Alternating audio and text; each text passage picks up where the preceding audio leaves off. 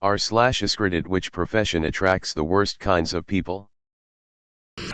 Stockbrokers. I have some friends who are stockbrokers. I love them, but man, they are some bullshit artists. And not like, oh, they're a good salesman, and could sell you anything.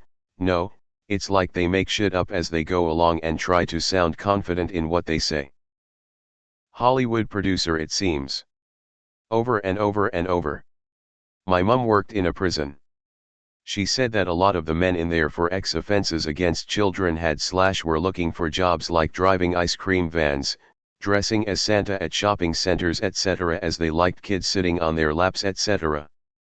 Apparently it's way more common than people would think. The executives that run MLMs. Okay, so not really a profession, but there is a certain subset of musicians who are also wannabe influencers, particular people who are very on Twitter. So backstabby and clout hungry. I thought I wanted to be an architect, but then I met a bunch of architects.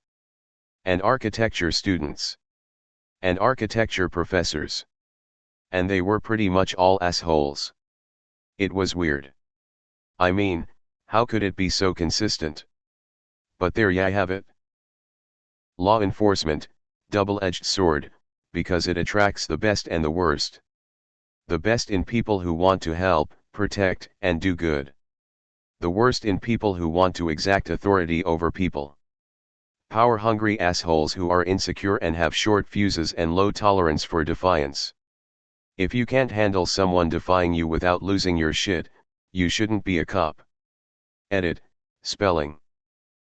Sales. I swear to God, salesmen have an uncanny knack for justifying immoral decisions. Maybe it's because it's so frequently paid in piece rate, so they will quite literally do/say anything to get the sale, even if it's 100% false, but wow, salesmen seem like they would sell their mom to the devil for a quarter if given the opportunity. What has South Park been wrong about? Famously, they were wrong about Hillary winning the election and had to frantically make a new episode to air when Trump won. Tom Cruise never came out of the closet. Yet. The Prince of Canada does not dip his arms in pudding when getting married. It's maple syrup. I, in fact, did not get a blowjob after watching Book of Mormon with my wife. I could be wrong, but I've never seen a Canadian detach their head from their jaw. Remember when they did that whole "you can't make money on the internet" bit in response to the writers' strike for more streaming royalties? Now they made ungodly amounts of money on their streaming deals over the past several years. It's not possible to die 126 times and come back to life every time. Cough Kenny cough. What do you miss about the COVID lockdowns? Corporations pulling the stick out of their ass about flexible work hours and locations. No traffic. My life didn't change at all during, but man, was my commute to work better. As a nurse who didn't get to stay home, no traffic and cheap gas. Time. Working from home and even traffic reduction added so much time to my life. There wasn't a weekend rush getting ready for food, gas. Didn't have to wait up at 4:30 a.m. anymore or do a 1.5 to 2 hour round trip commute every day. Logged off at 5 and my weekend was starting right away instead of getting home around 6:30. I got to play games with my wife, raise some dogs, do a lot.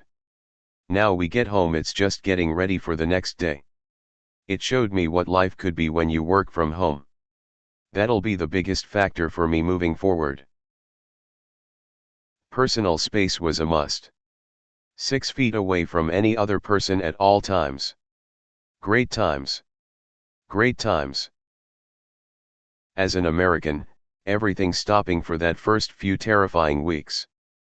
People pausing to take stock of their lives and what is important, the slowing down of the industrial machine, the too brief focus on solidarity. Just before we did what we always do and break apart on stupid faction lines. The brief pause on hustle culture was welcome, then we were right back at it with a vengeance. The lack of real lasting positive change in society is the most disheartening part.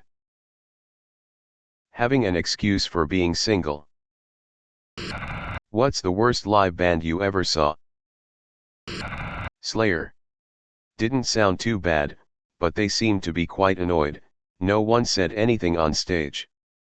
They just played their set and left. LOL, they treated it like an actual job. Counting Crows.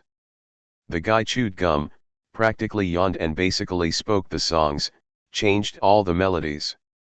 I get that it's tedious to sing the songs over and over as a band, but most people want to hear the songs as they were written. The band live was ironically disappointing live.